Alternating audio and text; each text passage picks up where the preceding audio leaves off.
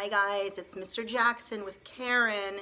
You met her mom before, but I don't think you've met Karen yet. She probably won't stick around for the whole book, the whole chapter. So today we're going to be reading Everlost by Neal Shusterman, chapter 6, with permission of Simon and Schuster.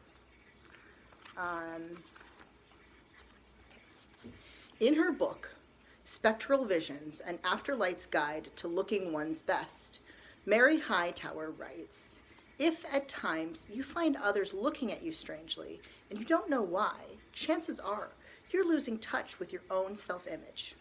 That is to say, your body or your face is beginning to distort. Remember, we look the way we look only because we remember looking like that. If you forget that your eyes are blue, they may just turn purple."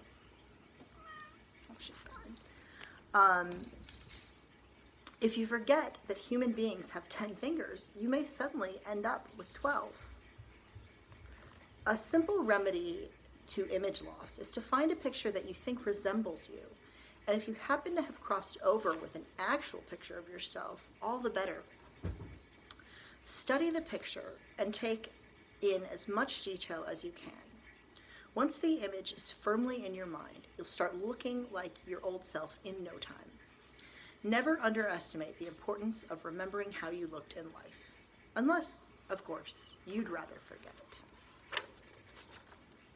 Chapter 6, Scavengers. Nick remembered everything about his life in perfect detail. How he looked, how his parents looked, what he had for lunch before the miserable accident that landed him here. It troubled him, though, that Leaf had become such a blank slate over the years he had been in the forest. If memories aged badly, fading like an old newspaper, how long until Nick suffered the same loss? He didn't want to forget anything. Having been used to travel at 65 miles per hour, Nick's southbound trek with Allie was a slow one. Hiking was not one of Nick's favorite activities. In life, it would make his joints ache. And he would invariably stumble over on some rude protrusion of nature and skin a knee. This hike after death was no more pleasant. True, the bruises and bloody aches were gone, but he could not deny how thirsty it made him. Thirsty and hungry. Leaf had told them they no longer needed to eat or drink any more than they needed to breathe, but it still didn't stop the craving. "You get used to it," Leaf had told them back in the forest. Nick wasn't sure he ever wanted to get used to an eternity of longing. They also discovered their spectral bodies didn't actually require sleep, but as with food, it didn't change the craving for it. Nick and Allie had agreed that they would take time to sleep as they would have if they were still alive. It was a connection to the world of the living that they did not want to lose. The simple act of resting, however, couldn't be done just anywhere. "How can we sleep if we sink?"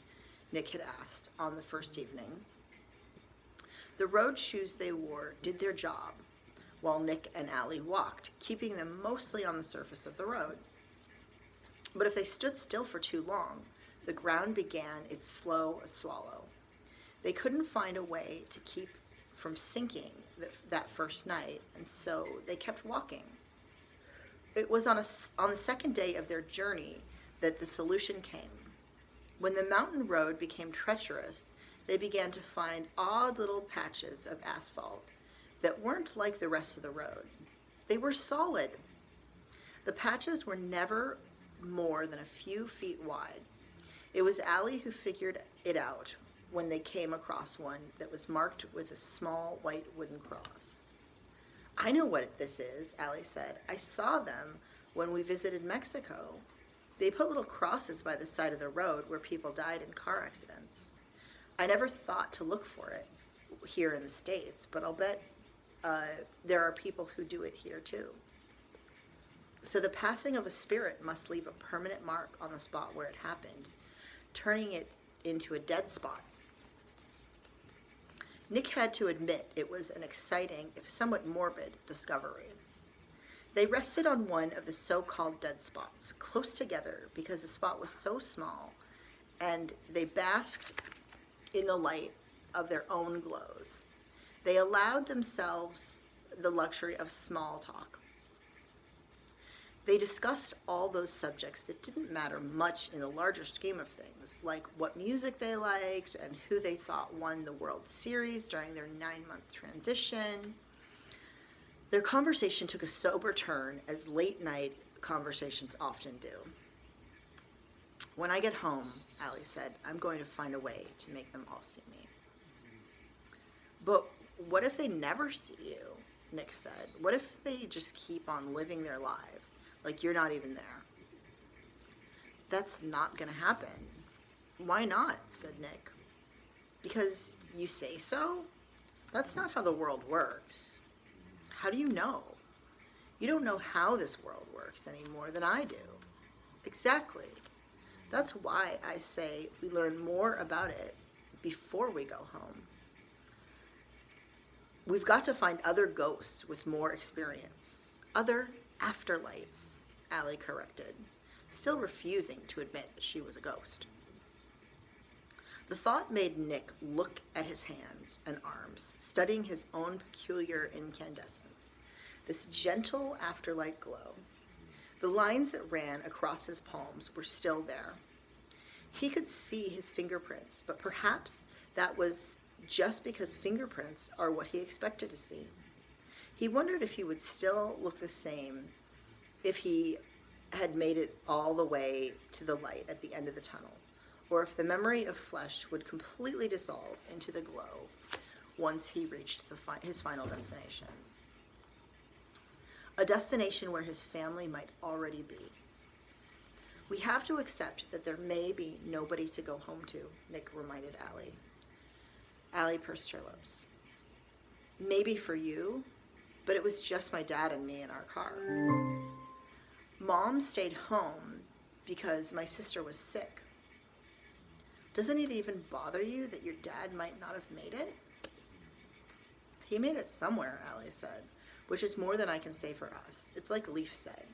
Everyone else in the accident either survived or they got there where they were going, which means that either way, they're sort of okay. Allie did have a point. It was some comfort to know that there truly was some place they were all ultimately going. That the end wasn't the end. Even so, the thought of his whole family making that mysterious journey, all at the same terrible time, then something occurred to Nick. I didn't see any dead spots where the accident happened. We got thrown into the forest, but there were no dead spots on the road. We weren't looking for dead spots then, Allie pointed out, but Nick chose to believe there were none. It was better than the alternative. Where were you going that day? Nick asked. Allie took a long time before she answered him. I can't remember. Isn't that funny? I'm starting to forget things too, Nick admitted. I don't want to forget their faces. You won't, she said. And although there was no evidence to back it up, Nick chose to believe that too. By the end of the third day, they had passed out of the mountains, and the highway became wider and straighter. They were still in upstate New York, many miles away from their respective destinations. At this rate, it would take weeks, maybe months to get there. They passed town after town and soon learned how to easily identify dead spots. They were different from living places. First of all, there was a clarity to them. They were in sharper focus, and the colors were far more vibrant. Secondly, when you stood in one of the spots, there was a certain sense of well-being, a sense of belonging, as if the ghost places were the true living places and not the other way around. It was that fundamental grayness of the living world that struck more deeply than any chill, Although they wouldn't speak it aloud, it made Nick and Allie long for the lush and comforting beauty of Leaf's forest. At dusk on the 5th day, they found a nice patch of solid ground beneath a big sign that said, "Welcome to Rockland County." Leaves poked through the pavement, lush and green to their eyes, eternally unaffected by the changing of the seasons. The spot was large enough for both of them to stretch out and sleep. "I'm tired of sleeping every night," Nick said. "We don't need it. We don't get tired." And then he said the real reason why he didn't want to sleep. "I don't like not dreaming." Allie felt the same way, but didn't want to say anything about it. Once, many years ago, her appendix had burst, and she had gone under general anesthetic. It was a strange sensation. She started to breathe in the anesthetic, and boom, she was out. Then suddenly, she was awake again, and it was all over. There was just a hiccup of time, some groggy confusion, and she was back with an ache in her side and some stitches. It was like not existing. Sleep here was the same way. "We sleep because we can," she told Nick, "because it reminds us of what it's like to be alive. How can 8 hours of death remind us of being alive?" Allie had no answer for him, only that it felt right. It felt natural, and in their unusual state, anything that felt natural was a good thing. In the end, Nick stopped his grumbling and lay down. "I'll lie here, but I'm not going to sleep. I'll stay awake and watch the stars." The stars, however, were not sufficiently exciting to keep him awake. In fact, they were sedating. He fell asleep before Allie did, leaving her to ponder their predicament. What if she got home and her parents weren't there? What if her father had died in the accident and her mother had moved away? She wouldn't be able to ask anyone about it. She'd have no way of finding out. She was thankful when the anesthetic sleep of Everlost finally overtook her. The ambush came without warning in the middle of the night. Nick and Allie opened their eyes to 4 stern, glowing faces looking down on them. In an instant, they were grabbed and hauled to their feet, roughed up and manhandled. Allie tried to scream, but a large hand covered her mouth. A hand like that of a monster. Only these weren't monsters. They were boys, no older than she. "Nick," she called, but Nick was too busy fighting off 2 boys who were struggling to hold him as well. "What's your problem?" Nick shouted. "Who are you? What do you want?" "We asked the questions," said the boy who was apparently in charge. He was smaller than the rest, but clearly the toughest of the lot. He wore baggy knickerbockers, not much different from Leaf's, and from his lip dangled a cigarette that never got smaller and never went out. But by far, the strangest thing about him was his hands. They were the size of a man's hands, big and knobby, and when he curled them into fists, they seemed as large as boxing gloves. I think they're green souls,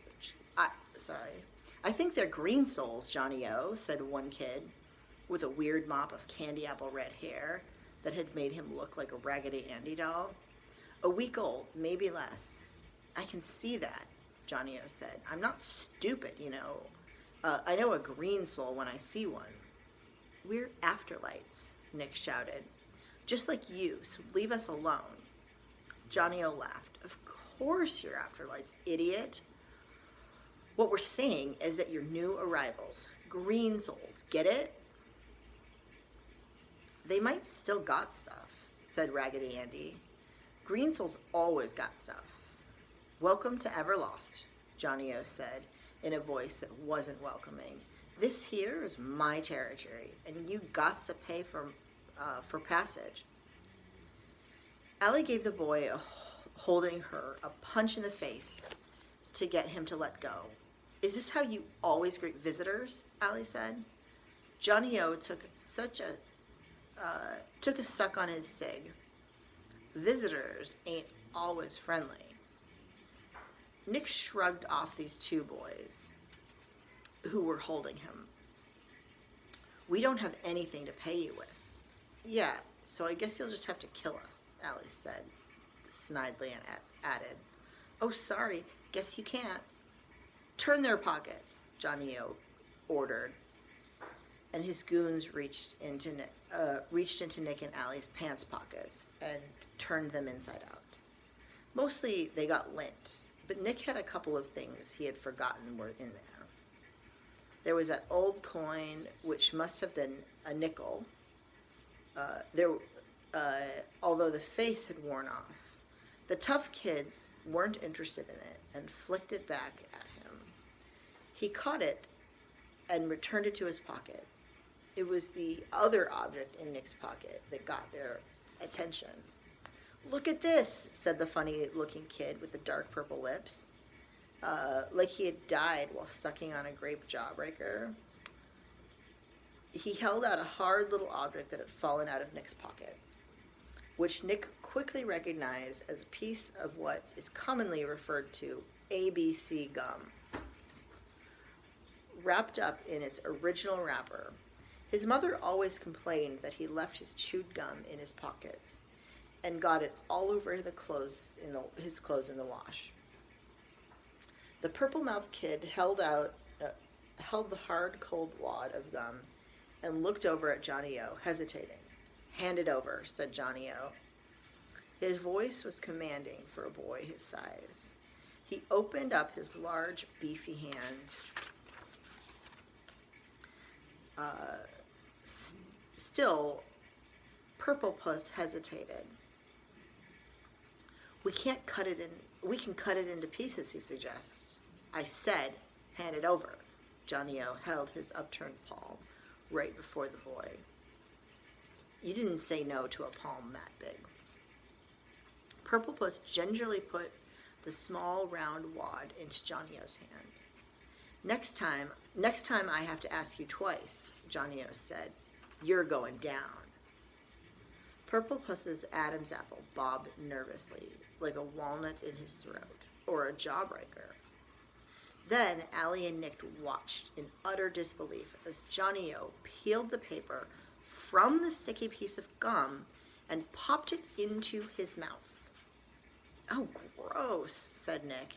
In response, Raggedy Andy punched him in the stomach. Nick doubled over out of reflex, only realizing a second later that it didn't hurt. How annoying it must be for bullies, he thought, to not be able to inflict pain. This place must be a bully's version of hell. Johnny-O worked the gum until it was soft again. He closed his eyes for a moment as he chewed. A lot of flavor still left in this one, he said. Cinnamon. Then he looked at Nick. You always waste your gum like that, he said. I mean, when you were living? Nick only shrugged. I chew until I can't taste anymore. Johnny-O just kept chewing. You ain't got no taste buds. Can I have it next? Said Purple Puss. Don't be gross, Johnny-O said. Ellie laughed at that, and Johnny-O threw her a sharp gaze, followed by a second gaze that was more calculated. You're not the prettiest thing, are you? He said. Her lips pulled tightly together in anger, and she knew that made her less attractive, which only made her angrier. I'm pretty enough, she said. I'm pretty in my own way, which was true. No one had ever called Allie a ravishing beauty, but she knew very well that she wasn't unattractive either. What made her madder still was that she had to justify herself, and the way she looked to this big-handed creep who chewed up other people's used gum. On a scale of 1 to 10, Allie said, I suppose I'm a 7. But you, on the other hand, estimate you to be about a 3. She could tell that it stung, mainly because it was true.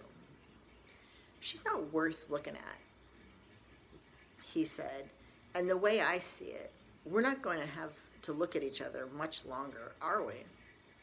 What's that supposed to mean? Said Nick, who did not like the sound of it any more than Allie did. Johnny O crossed his arms, making his oversized hands seem even larger compared to his small chest. A single piece of gum don't buy you passage over my territory, he said. He turned to Nick, which means you got to be my servant now. Well, we'll do no such thing, said Allie. I wasn't talking about you. We don't need the likes of you around here. Well, said Allie, I'm not going without him. The others laughed. Oh, said Raggedy Andy. I don't think he'll want to go where you're going. Allie didn't quite know what that meant, but even so, she started to panic. Grab her, Johnny O ordered his comrades. Allie knew she had to think of something quick, and so she said the first thing that came to mind. Stay away from me or I'll call the McGill. That stopped them dead in their tracks. What are you talking about? Said Johnny O, as sure of himself as he was, not as sure as himself as he was a second ago. You heard me, Allie said. The McGill and I have a special arrangement. It comes when I call it. And if I feed it bad little thieves whose hands are, You heard me, Allie yelled. The McGill and I have a special arrangement. It comes when I call it. And I feed it bad little thieves whose hands are bigger than their brains. She's lying, said another kid who hadn't spoken until now, probably because he had such a nasty, squeaky voice. Johnny O looked all irritated. Of course she's lying, he told. He looked at Allie and then back at the quiet kid. So how do you know she's lying? She's a green soul, probably just crossed over, the squeaky kid said, which means she hasn't even seen the McGill. Besides, said Purple Puss, no one sees the McGill. No one sees the McGill and lives. Except for her, said Nick, figuring out his own angle on the situation. That's why I stay with her. As long as I'm with her, the McGill protects me too. So what's it look like, Johnny O said, looking closely at Allie, trying to read the bluff in her face. Well, I could tell you, she said, using one of her father's favorite lines, but then I'd have to kill you. The others laughed at that, and so Johnny O curled his heavy hand into a fist and smashed the closest kid for laughing. He flew back about 5 feet. Then Johnny O got closer to Allie again. I think you're lying, he said. Guess you'll have to find out, Allie taunted back. Touch me, and I call the McGill. Johnny O hesitated. He looked at Allie, looked at Nick, then looked at the boys around him. His authority had been challenged, and Allie realized too late that she should have figured another bluff, one that would allow this little creep to keep his dignity, because a kid like this would rather risk getting eaten by a monster than be respected by a girl, than be disrespected by a girl. He looked her square in the eye and said, "You're going down." With that, he snapped his fingers, a dry, brittle sound, like a cracking plate. Then 3 kids grabbed her, pulled her off the dead spot, put her down on the living roadway, and began to lean heavily on her shoulders. In an instant, she had sunk into the asphalt up to her knees, and in an instant later, up to her waist. No, she she screamed. "McGill! McGill!" she called. It only gave them a brief moment's pause, and when the beast did not materialize out of thin air, they kept on pushing. Now it was easier for them, with Allie in up to her waist. Nick struggled and kicked against the hands holding him, but it was no use. All he could do was watch as the others leaned and pressed on Allie's shoulder, pushing her deeper and deeper into the ground. Soon, her shoulders disappeared, and so she was up to her neck, and still she was screaming hysterically now, and Johnny-O just laughed.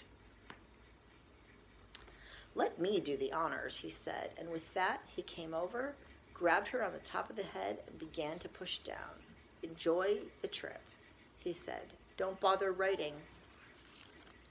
And then another voice entered the fray. A high-pitched scream came out of nowhere, and a figure burst onto the scene, arms flailing wildly.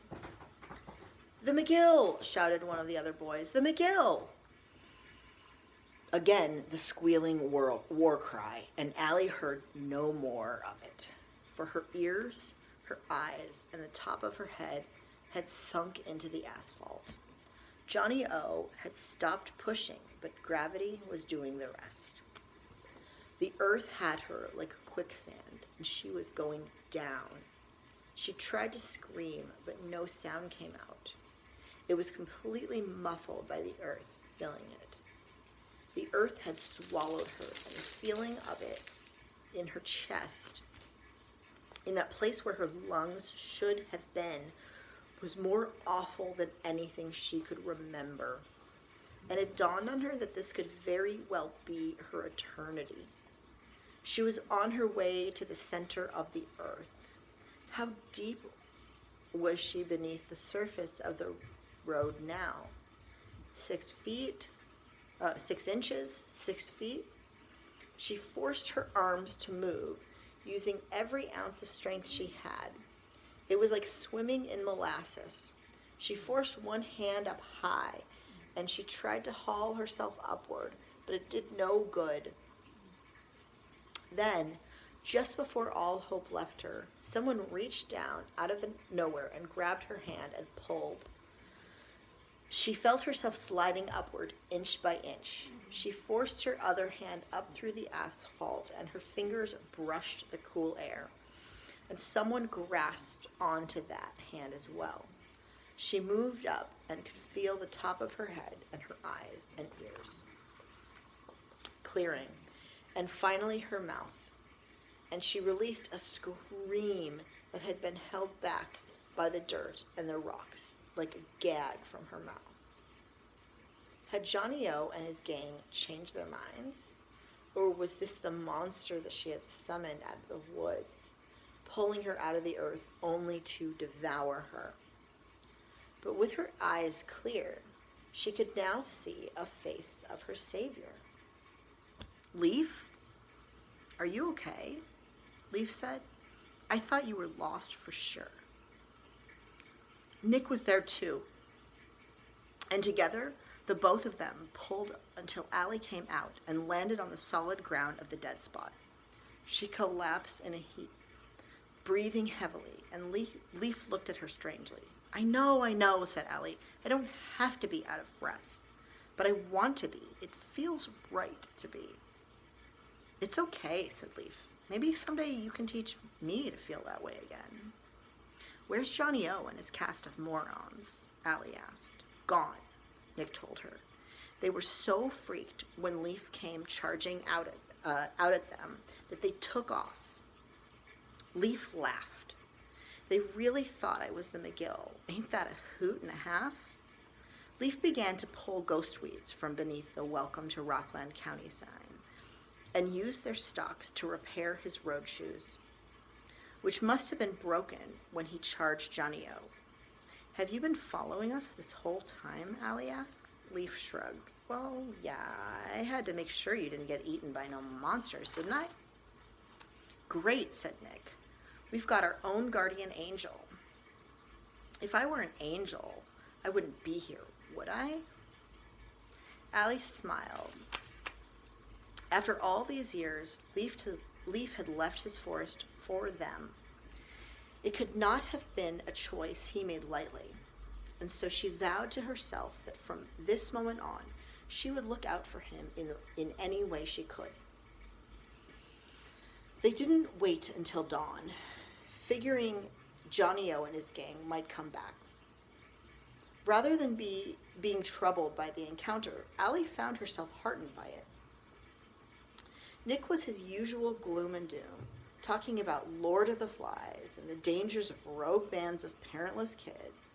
But even in his worry, there was a new energy, because running into Johnny O proved that there were lots of afterlives around. Not all of them would be as unpleasant as Johnny O and his gang. They came to the Hudson River and stayed on the highway that ran along the Palisades. Sheer cliffs carved by the relentless glaciers of the last ice age, which lined the western shore of the river. Traffic became denser, but they bore it no mind, not caring if the occasional car passed through them. In fact, for a while, they tried to make a game of it, trying to figure out what song was playing on the radio during the brief instants each car sped through. The things we dead folk do to amuse ourselves, Allie said, heaving a heavy sigh. The game didn't last long, mainly because Leaf, who had never heard a car radio, much less a rock and roll, felt increasingly left out.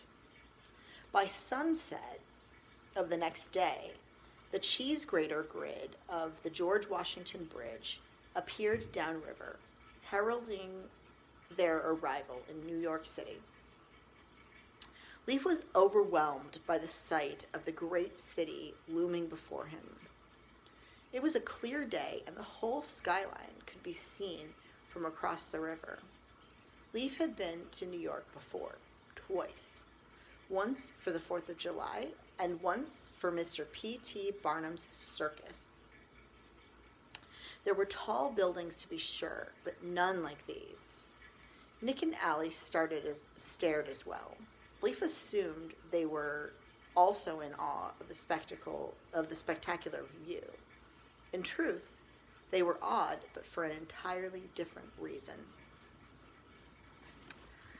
I think I know where we should go, Nick said, a strange hollowness in his voice. Allie didn't answer him for a while. Manhattan is out of our way. Allie finally said, we should stay on this side of the river and keep heading south. Nick looked to the city again. I don't care what you say. I'm taking the detour. This time, Allie didn't argue. Night had fallen by the time they reached Manhattan, the Manhattan side of the bridge. It took the whole night without rest to make it to the heart of the city. The towers of Midtown Manhattan would have taken Leaf's breath away if he indeed had breath to be stolen. But the most wonderful sights of all were the 2 silver towers he saw glimmering in the light of the dawn as they neared the southern tip of the city. The 2 towers were identical monoliths, steel and glass twins reflecting a silvery light of daybreak. I never knew buildings like that existed, Leaf said. Allie sighed. They don't exist, she said. At least not anymore. Leaf could tell the sadness in her voice went straight down to the center of the earth.